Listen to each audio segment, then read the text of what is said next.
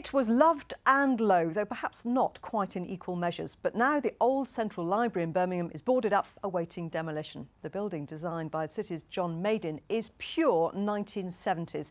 It's one of his most well-known creations, along with the BBC's former home, Pebble Mill. But will Madin's legacy be lost with his disappearing buildings? Here's our arts reporter, Satnam Rana. The late John Madin has left his stamp on Birmingham.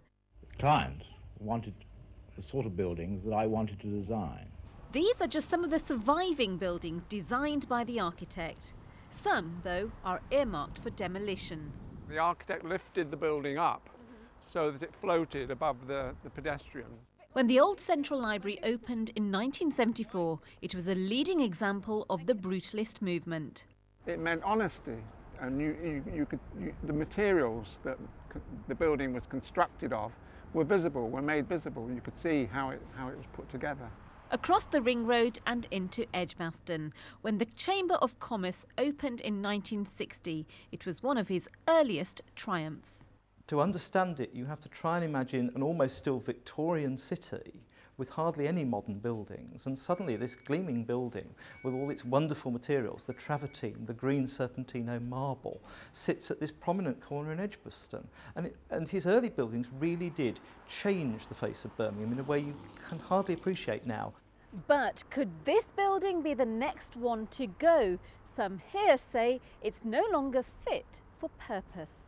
Talks are now underway to demolish and redevelop the site. The truth is, they're not very good places to work in at the moment. Why? Well, because they have no double glazing, they have no air conditioning, they're not fit for installing computers. So there are lots of issues which are not fit for purpose today.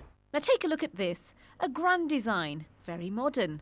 But would you believe this family home was designed by John Madin on the Calthorpe estate in Edgbaston? It's a very square, very modern design, which I think is quite amazing that in the 60s someone would come out with such a layout. This is just one example of how John Madin's work can survive, but with big designs under threat or gone.